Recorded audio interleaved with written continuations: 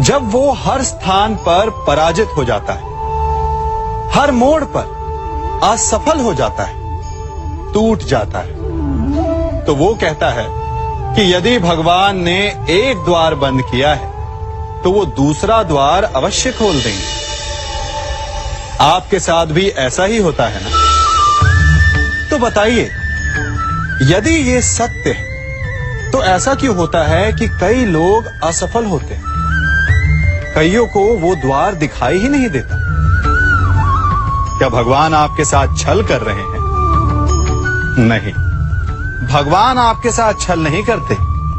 आपका मन है जो आपके साथ छल करता है। मन जिसमें मोह है। अब भगवान कहें या नियति, वो ना द्वार खोलती है ना द्वार बंद करती है, ऐसा हमारा मन समझता है।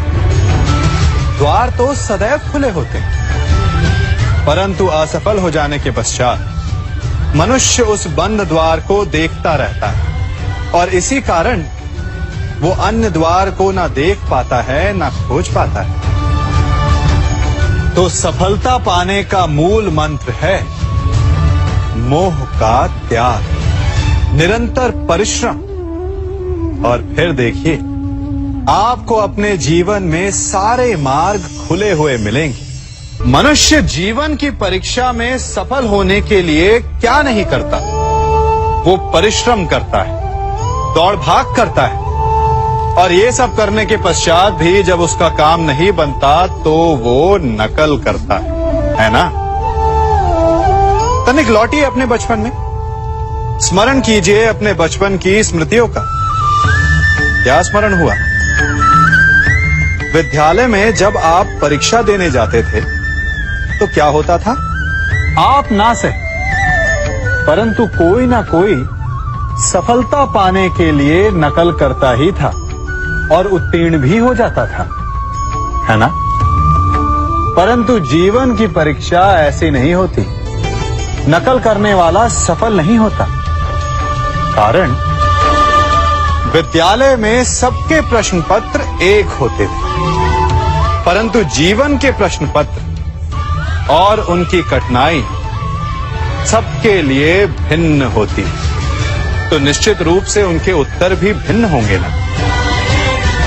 इसलिए यदि आपको जीवन में सफलता पानी है तो नकल ना कीजिए। स्वयं के प्रश्नों का उत्तर स्वयं ढूंढिए और सफलता आपकी ही होगी। मनुष्य की लालसा बड़ी विचित्र होती है। सफलता पाने के लिए वो अंधी दौड़ में भाग लेता है। जीवन का लक्ष्य पाने के लिए वो जीना छोड़ देता है। स्वयं को और अपने समय को ऐसे व्यय करता है जैसे कि वो अमर है, कभी मरेगा ही नहीं। और जब मृत्यु की घड़ी समीप आती है तब उसे आभास होता है कि वो वास्तव में कभी जिया ही नहीं। रक्त श्वेत बहाकर, अपना स्वास्थ्य बिगाड़कर असीमित धन कमाते हैं और फिर उसी बिगड़े स्वास्थ्य के उपचार के लिए उसी धन को पानी की भांति बहाते हैं और अंत में खाली हाथ रह जाते हैं। है ना विचित्र बात? तो किया क्या जाए? इस समस्या का हल क्या है? इस समस्या का हल है शांति। अपना मन शांत रखिए और अपने जीवन का हर क्षण ऐसे जियो जैसे कि आज आपका अंतिम दिन है। अपने जीवन में इतनी शांति से ज्ञान अर्जित करो जैसे कि आप अमर हो। मरना तो एक ना एक दिन सभी को है, परंतु इस विधि से आपका जीवन सरल, संपन्न और सफल हो जाएगा। कल मुझे व्यापार में बहुत हानि हुई, कहीं भविष्य में फिर से हानि तो नहीं होगी? मनुष्य भी अपने जीवन में विभिन्न प्रकार के चिंतन करता है। जो बीत गया उसके विषय में रोता है और आने वाले कल अपने भविष्य से भयभीत रहता है।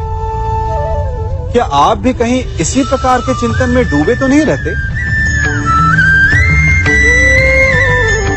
तनिक सोचिए, जो बीत गया उसे बदला नहीं जा सकता, अर्थात उसके विषय में शोक मनाकर कोई लाभ नहीं।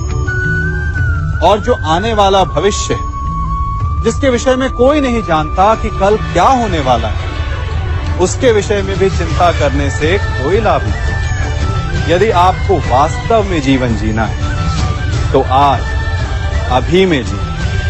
यदि आपका आज सवर गया तो आपके अतीत में जो हानि हुई उसकी पूर्ति हो जाएगी और आपका आने वाला भविष्य भी सवर जाएगा।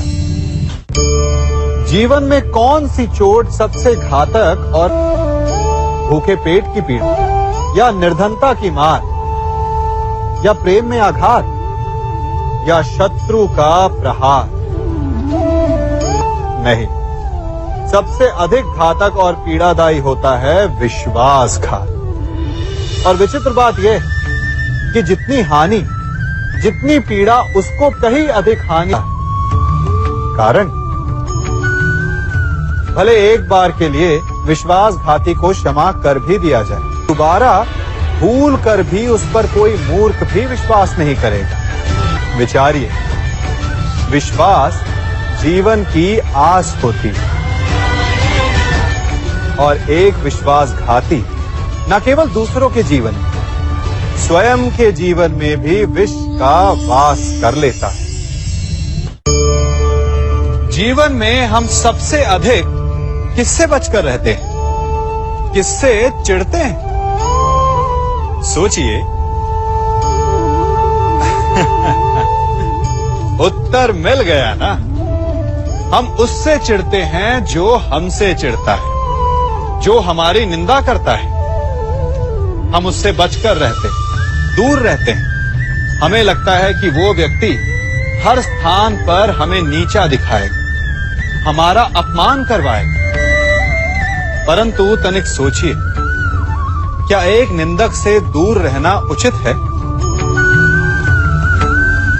नहीं।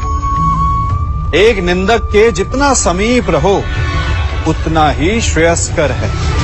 हमारे मित्र हमारी कमियों को छिपाते हैं, हमारी भूलों को, परंतु एक निंदक हमारी कमियां हमारे समक्ष लाता है, हमें हमारे वास्तविक रूप से अवगत करवाता है। अपनी कमियों को समझकर हम उन्हें सुधार सकते हैं, अपने व्यक्तित्व को संवार सकते हैं। इसलिए निंदक के लिए अपने मन में बैर नहीं, सम्मान और धन्यवाद का भाव होना चाहिए। आप सब ने अपने जीवन में एक कहावत तो सुनी ही होगी कि एक चुप 100 को हराए। सुनी है ना? और इसीलिए कई बार हम जीवन में चुप रहते हैं, मौन रह जाते हैं, क्योंकि यह सत्य है कि एक मूर्ख के लिए मौन रहने से अधिक श्रेयस्कर उत्तर और कुछ भी नहीं हो सकता। परंतु क्या जीवन में सदैव मौन रहना, सदैव चुप रहना क्या उचित होता है? नहीं। जहां पाप का बल बढ़ रहा, जहां छल हो रहा, वहां मौन रहने से अधिक गंभीर अपराध और कुछ नहीं हो सकता। मौन रहकर कदाचित आप समस्या से बच जाएं, परंतु आप संसार को समस्याओं में उलझा देते हैं। इतिहास साक्षी है कि पापियों के उद्दंडता ने संसार को इतनी हानि नहीं पहुंचाई जितना कि सज्जनों के मौन ने पहुंचाई।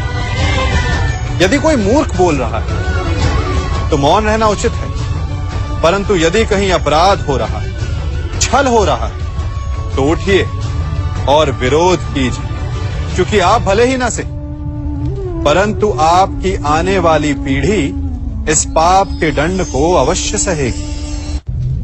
अपने जीवन में आप कितने मित्रों से मिलते होंगे, कितनों को आप स्वयं जानते होंगे, कितनों का आप शुभ चाहते होंगे और कितने आपका शुभ चाहते होंगे। और कितने ऐसे भी होते हैं कि आपके समक्ष आते, आपसे मिलते ही वो अपने जीवन का दुखड़ा गाने लगते हैं। कि उनका कोई कार्य ही नहीं बनता, वो क्या करे? कार्य प्रारंभ होने से पूर्व ही कठिनाइयां आ जाती, कठिनाइयों के कारण वो आगे नहीं बढ़ पाते। क्या आपको पता है ऐसे लोगों की वास्तविक समस्या क्या होती है? क्या उनकी समस्या मार्ग में खड़ी बाधाएं हैं या वो कठिनाइयां जो उनके कार्य को कभी संपन्न ही नहीं होने देती? सत्य तो यह है कि वास्तव में ऐसे लोग अपना कार्य कभी प्रारंभ ही नहीं करते। आधे मार्ग से उल्टा लौट जाने से अधिक बुरा यह है कि अपना कार्य कभी प्रारंभ ही ना कर। तनिक कार्य तो प्रारंभ करके देखिए, विश्वास कीजिए आप कभी खाली हाथ नहीं होंगे। आपको गर्वित करने के लिए सफलता भले ही आपके हाथों में ना हो,